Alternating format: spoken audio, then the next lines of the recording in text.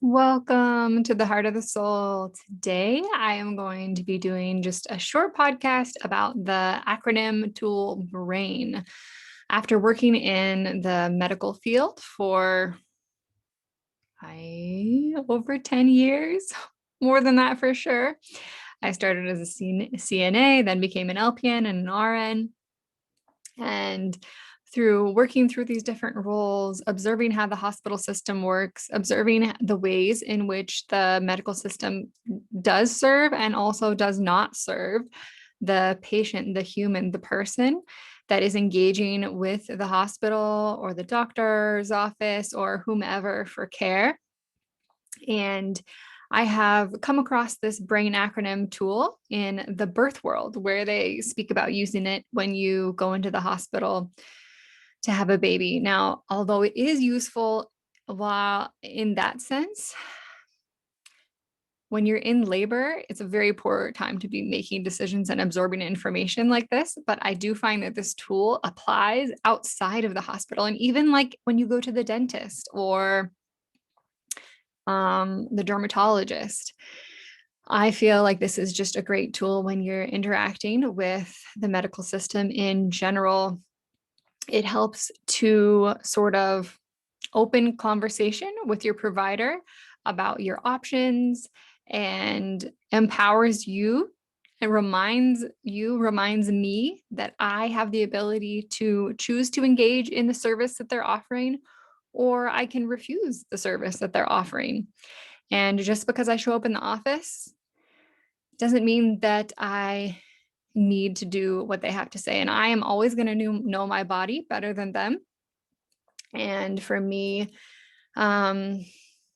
oftentimes, because the way the system is set up, providers don't have a lot of time to really explain things to you. And so if you don't ask questions, they won't just offer this information freely. And so this set of small set of questions can help you to unearth some other information that is valuable to you and that you can take in your mind and think about critically for yourself, your body, your life, and choose to engage in that service or to not engage in that service. So it starts with the letter B, brain. And this is where you can ask your provider, what are the benefits versus the risks of this medication, procedure, surgery, whatever it may be, asking them if they can speak to you a bit about the benefits and the risks, because there are always both. And if a provider ever tells you that the thing only has benefits, it's a lie. So maybe seek a second opinion. Benefits versus risks. There are always risks. Then asking, what are the alternatives? What other alternatives are there? These are often things that they won't bring up just freely. And so asking this question specifically, they might not even know what the alternative is because they came in to give you this certain product or procedure. And that's what they had in mind and expected you to choose it. They may know the alternative is right then, or they may tell you there are no alternatives, which probably isn't true. Again, there's almost always an alternative with its own benefits and risks. Yes. So ask, what are my alternatives? And they might have to leave the room and ask somebody else or look it up and come back and say, oh, these are the alternatives to that first option I gave you.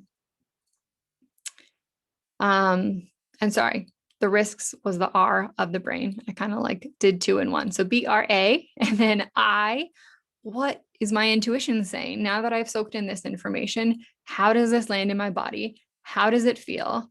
Does this feel like something I want to do? Does this feel right to me? And you may say yes, you may say no. Maybe you don't know yet. And so a great question to ask then is does this have to be done now? The N, does this have to be done now? Or can it wait? And most of the time it can wait, or you can have a period of time to think about this decision. If you're not in an emergency situation where you're bleeding out or totally you have this huge infection in your body, you almost always have time to wait, even if that's 5 minutes where you can ask them to step out of the room and you can think to yourself.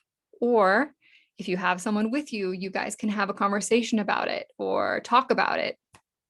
You can ask that person how they're feeling about it.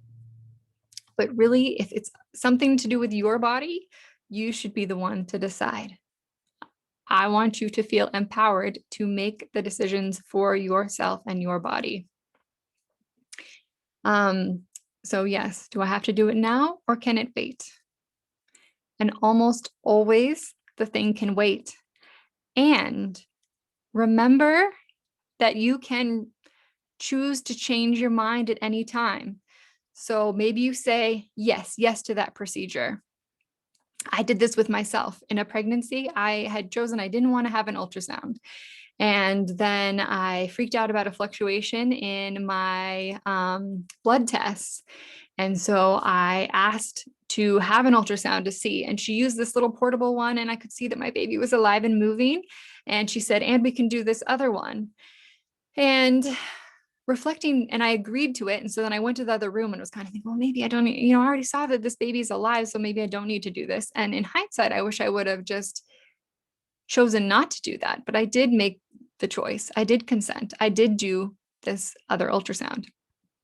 So that's just an example of whereas if just remind yourself that you can change your mind at any time. Even sitting in that office, I could have gotten up and went to the front desk and said, I've decided not to do this, or I have to go. You could just leave the office too. You don't even have, it's kinder to talk to them and tell them no, that you're not going to do this. But if that's something you can't do where you're at, and the most protective thing that you can do for yourself and your body is to get up and walk out, that is also your right. You are choosing to be there and follow their rules, and it's okay to choose not to do the procedure. Or if you fill a prescription and you get home and it just doesn't feel right, I'm not giving any medical advice here, but you make your choices for your body. That's my main message here. So remember that if you say yes to a procedure that is going to happen a week from now, you can call up the office and say, I've decided not to do it. And also you can show up if that is what you want to do. Just, I'm being repetitive now, but it's okay to change your mind at any point. Even if you get there and you're in the chair and you're on the gurney and all of a sudden it feels wrong, it's okay to say, no, I'm not going to do this. Remember that it's okay to say no. So we'll go through the acronym one more time. Benefits versus the risks. What are the alternatives? What does my intuition say? Does it have to happen now or can it wait? Thanks for tuning in. I hope that was helpful.